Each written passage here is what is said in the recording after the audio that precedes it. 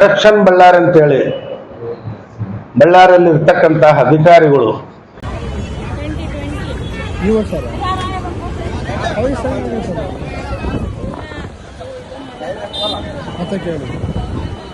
ಹೇಳಿದ್ರು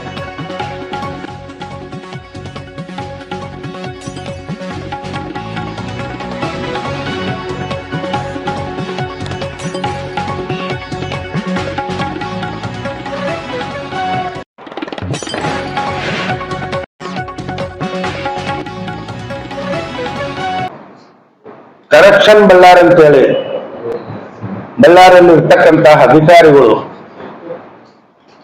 ಏನು SP madam ಅವರು ಮತ್ತು ಐಜಿ ಮತ್ತು ಜಿಲ್ಲಾಧಿಕಾರಿಗಳು CO ಬಿಟ್ಟು ಕೆಳಗಿರ್ತಕ್ಕಂತಹ ಅಧಿಕಾರಿಗಳು ಯಾವೇ ಅಧಿಕಾರಿಗಳು ಇರಲಿ ನಾವು 50 ಲಕ್ಷ ಕೋಟಿ 7 ಕೋಟಿ 100 ಕೋಟಿ ಇಲ್ಲಿಗೆ ಬಳ್ಳಾರಿಗೆ ಬಂದಿದ್ದೀವಿ ಅಂತೇಳಿ ಹೇಳ್ತಾ ಯಾವುದೇ ಪ್ರತಿಯೊಂದು ಕೆಲಸದಲ್ಲಿ ಪ್ರತಿ ಕಚೇರಿನಲ್ಲಿ ಯಾವುದೇ ಕೆಲಸ ಮಾಡಿಕೊಡ್ಬೇಕಂದ್ರೆ 1 ಲಕ್ಷ 2 ಲಕ್ಷ 3 ಲಕ್ಷ ತಗನ ಡಿಮ್ಯಾಂಡ್ ಮಾಡ್ತಕ್ಕಂಥ ಅಧಿಕಾರಿಗಳು ಬಳ್ಳಾರಿಯಲ್ಲಿದ್ದಾರೆ. ಸೊ ಉದಾಹರಣೆಗೆ ನನ್ನದೇ ಆದಂತ ಮೀನಹಳ್ಳಿ ಗ್ರಾಮದಲ್ಲಿ 2.5 ಎಕರೆ ಎಣ್ಣೆ ಮಾಡ್ತಕ್ಕಂಥ ಹೊಲ ಎಲ್ಲಾ ದಾಖಲೆಗಳು ಕರೆಕ್ಟ್ ಇದ್ದು ಎಲ್ಲ ದಾಖಲೆಗಳು ಕರೆಕ್ಟ್ ಇದ್ದು ನನ್ನ ಹೊಲದ ಈ ಸತ್ತು ಅಥವಾ ಈ ಖಾತೆಯನ್ನು ಮಾಡಿಕೊಡ್ಲಿಕ್ಕೆ ಸುಮಾರು 1.5 ವರ್ಷ ನನ್ನ ಮಗನ್ನ ಸುತ್ತಾಡಿಸಿ ನಾನು ಸುಮಾರು ಸಲ ಅಧಿಕಾರಿಗಳ ಹತ್ರ ಬೇಕಾಗಿ ಎಲ್ಲ ಲೀಗಲ್ ಇದೆ ಕೆಲಸ ಮಾಡ್ಕೊಳ್ಬೇಕಂತ ಹೇಳಿದ್ರು ಕೂಡ ಕೊನೆ ಹಂತದಲ್ಲಿ 1.5 ವರ್ಷ ಆದ್ಮೇಲೆ ನೀನು ಕೆಲಸ ಆಗ್ಬೇಕಂದ್ರೆ ಎಕರೆಗೆ 50,000 ರೂಪಾಯಿ ಕೊಟ್ಟರೆ ಆಗ್ತಕ್ಕಂತ ಹೇಳಿ ಯಾರು ನಮ್ಮ ಶ್ರೀಧರ್ ಶ್ರೀಧರ್ ಅವರು ನನ್ನ ಮಗನ ಹತ್ರ ಡೈರೆಕ್ಟ್ ಆಗಿ ಕೇಳಿದ್ದಾರೆ. ಸೊ ನ್ಯಾಯಯುತವಾಗಿರ್ತಕ್ಕಂಥ ಡಾಕ್ಯುಮೆಂಟ್ಸ್ ಎಲ್ಲ ಕರೆಕ್ಟ್ ಇದ್ದು ನಾವು ಎದುರ್ಕೊಳ್ಬೇಕಂತೇಳಿ ನಾವು ಪ್ರಶ್ನೆ ಮಾಡಿದೀವಿ. ನಾನೊಬ್ಬ ಜಿಲ್ಲಾಧ್ಯಕ್ಷನಾಗಿದ್ದೀನಿ. ನಾನು ಈ ಹಿಂದೆ MLA ಸ್ಪರ್ಧೆ ಮಾಡಿ ಜಿಲ್ಲಾ ಪರಿಷತ್ಗೆ ಸ್ಪರ್ಧೆ ಮಾಡಿ ನನ್ನೇ ನೀವು ಹಣ ಕೇಳ್ತಿದ್ರೆ ಎಷ್ಟು ಮಟ್ಟಿಗೆ ಅಂತ ಕೇಳಿದ ಮೇಲೆ ಹಣ ನೀವು ದೊಡ್ಡ ಅಧಿಕಾರಿಗಳು ದೊಡ್ಡ ಮಟ್ಟ ಲೀಡರ್ಗಳಾಗಿರೋದಕ್ಕೋಸ್ಕರ ಎಕರೆಗೆ 20,000 ಆದ್ರೂ ಕೂಡ ಅಂತೇಳಿ ಡಿಮ್ಯಾಂಡ್ ಮಾಡಿದ್ದಾರೆ.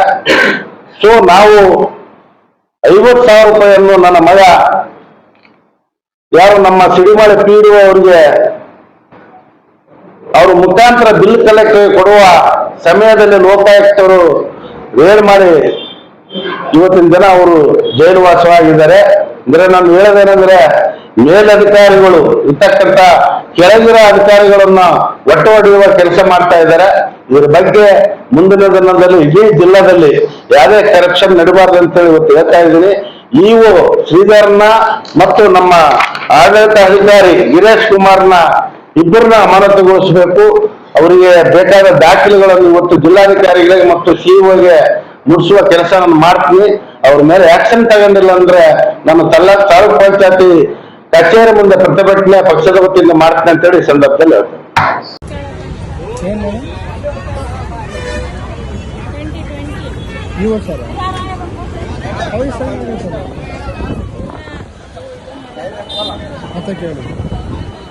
ಹೇಳಿದ್ರ ಇವ್ರಿಗೆ ಅಂತ ಹೇಳಿ ಅವಾಗ ಬಂದಿದ್ರಲ್ಲ ಮೀನಲ್ಲಿ 20 ಕೊಡ ಅಂತ ಹೇಳ್ತಾರೆ. 1 ಲಕ್ಷ ಇವತ್ತು ಕೊಟ್ರೆ ಮಾಡ್ಕೊಡ್ತಾರೆ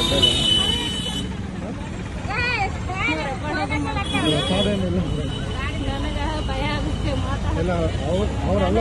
ನಾನೇನಂದ್ರೆ ನಮ್ಮಪ್ಪ ಊರಲ್ಲಿ ಇಲ್ಲ, ಈಗ ಬೇಗ ಬಂದು ಮಾಡ್ಕೊಂಡು ಬಿಡ್ತೀನಿ ಅಷ್ಟೇ. ಸುಮ್ಮನೆ ತಿರ್ಗಾಡಕ್ಕೆ ಎಷ್ಟು ತಿರ್ಗಾಡ್ತಿದ್ದೀನಿ ನಿಮ್ಗೆ ಗೊತ್ತು. ಅದಕ್ಕೆ ನಮ್ಮ ಮೋಸ್ಟ್ಲಿ ತಿರುಗಿಸ್ತೀವಿ ಗೊತ್ತು ಮೇಡಮ್. ನೀವು ತಗೊಳ್ಳಲ್ಲ ಯಾಕಂದ್ರೆ ನೀವು ನೋಡಿರಿ ಊರ ಕಡೆ ಏನಂದ್ರೆ ನಾನು ಏನು ಯೋಚನೆ ಮಾಡೋದು ಒಬ್ಬರದ್ದು ಬೆದರಿಸೋದು ಅಂತ ಕೆಲಸ ಮಾಡಿಲ್ಲ ಇಷ್ಟವರೆಗೆ. ಹಳ್ಳಿಗಳಲ್ಲಿ ನೀವು ನೋಡಿರ್ತೀರಿ, ಮೀನಲ್ಲಿ ಆಗಲಿ ಆ ಕಡೆ ಆಗಲಿ ಇದೆಲ್ಲ ಏನಂದ್ರೆ ನಮ್ದು ಎಲ್ಲ ಡಾಕ್ಯುಮೆಂಟ್ಸ್ ನೀಟ್ ಇದ್ರು ಕೂಡ ಹಿಂಗೆ ಕೇಳ್ತಿದ್ದಾರೆ.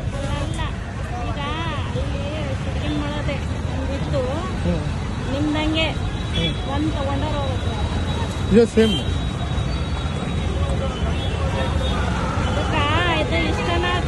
ಕೊಡಲ್ ಹೋದ್ರ ಮತ್ತೆ ಅವತ್ತ ನನಗೆ ಸುಮ್ಮನೆ ಬೇಡ ಬಿಡಿ, ಸುಮ್ಮನೆ ತಿರುಗಾಡೋದು ಕೂಡ ನನ್ನ ಸಿಟ್ಟೈತ್ಲ ನಂದು. ಕರೆಕ್ಟ್ ಸುಮ್ಮನೆ ತಿರುಗಾಡೋದು ಕೂಡ ನನಗೆ ಎಷ್ಟು ನಿಮ್ಗೆ ಗೊತ್ತಲ್ಲ, ಒಟ್ಟಿಗೆ ಇಲ್ಲ. ಏನು ಮಾಡ್ತೀನಿ ಅಂದರೆ ಸುಮ್ಮನೆ ಇವತ್ತು ನೋಡಿರಿ, ನಾನು ಹೋಗಿ ಅವ್ರ ಕೈ ಕೊಡ್ಬೇಕಾ ನೋಡಿ ಅವ್ರಿಗೊಂದು ಬರೋದು. ನಾನು ಹೋಗ್ತೀನಿ ಅಂದರೆ ಬೇರೆಯವ್ರ ಕಡೆ ಕೊಡೋದ್ರೆ ಕೊಡ್ತೀನಿ.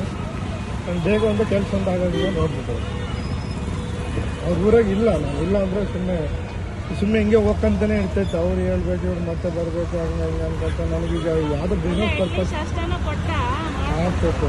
ಆತನೇ ಬೈಬಿಚ್ಚಿ ಕೇಳೋಣ. ರಿಚಾರ್ಜ್ ಕೊಡ್ರೆ ಸಾಕು, ಬೇಗ ಮಾಡಿಕೊಡ್ತೀನಿ. ಕೊಡಕಂಡು ರೆಡಿ ಇದ್ದೀನಿ, ನನಗೆ 1 or 2 days ಮಾಡ್ಕೊಟ್ಬಿಟ್ರೆ ಆಯ್ತು. ಅದಕ್ಕಂದ್ರೆ ಬ್ಯಾಂಕ್ ಮ್ಯಾನೇಜರು ಒಂದ್ ಸ್ವಲ್ಪ ಇಲ್ಲಾಂದ್ರೆ ಅವರಿಗೆ ತಾಲೂಕು ಪಂಚಾಯತ್ನ ಕರೆಸಿ ಮಾಡ್ಕೊಡು. ಅವ್ರನ್ನೇ ಕಳಿಸಿ ಸಾರ್ ಹತ್ರ ಹೋಗಿ ಮಾತಾಡ್ಬೋದು ಅನ್ಕೊಂಡೆ ಡೈರೆಕ್ಟಾಗಿ ಇವ ಸರ್ ಹತ್ರ. ಆಯ್ತು ಸರ್, ನೋಡಿ ಸರ್ ಕೊಡ್ತೀನಿ ಸರ್, ಬೇಕಾದ್ರೆ ಸ್ವಲ್ಪ 1 or 2 days ಸರ್. ಆ ಸರ್ ಲಾಗಿನ್ ಕೂಡ ಬೇಕಲ್ಲ, ಆತ ಕೂಡ ಕೇಳ್ತಾರೆ. ಕೊಡ್ತು ಸೇರಿ.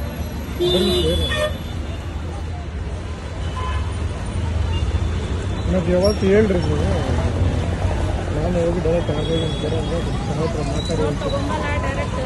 ಯಾರನ್ನು ಕಳಿಸ್ತಾರೆ. ನಾನು ಹೇಳ್ತೀನಿ, ನೀವು ಅರೇಂಜ್ ಆಯ್ತು ಅಂದ್ರೆ ಫೋನ್ ಮಾಡ್ರಿ. ಇವತ್ತಾದ್ರೆ ಮಾಡ್ಕೊಂಡ್ಬರ್ತೀನಿ, ನನ್ನ ಕೆಲಸ ಇಂಪಾರ್ಟೆಂಟ್ ನನಗೆ ಬೇಕು. ನಾನು ಅಲ್ಲಿ ಹೋಗಿ ಬರ್ತೀನಿ. ಸಾಯಂಕಾಲ ಬರ್ತೀರಾ 3 ಗಂಟೆಗೆ? ಬಂದ್ಮೇಲೆ ಅವ್ರ ಕೈ ಕೊಡು ಅಂತೀರಿ. ಯಾರು ಕೈಯಾಗ ಹೇಳ್ತೀನಿ. ಬಟ್ ಇನ್ಮೇಲೆ ಅವ್ರದವ್ರಿಗೆ ಅವ್ರು ಆಯ್ತು, ಕೆಲಸ ಒಂದು ಆಗ್ಬಿಟ್ರೆ ಸಾಕು, ಬೇಗ ಕೊಡ್ತೀನಿ. ಸಾಯಂಕಾಲ ಬಂದು ಫೋನ್ ಮಾಡ್ತೀರಾ ಮತ್ತೆ? ಇಲ್ಲ ನಿಮ್ಮ ಕೈ ಕೊಡೋದ್ರೆ ನಿಮ್ಮ ಕೈಗೆ ಕೊಡ್ತೀನಿ, ನಾನು ನೋಡಬಾರ್ದು ಅಂತ ಹೇಳಿದ್ರು.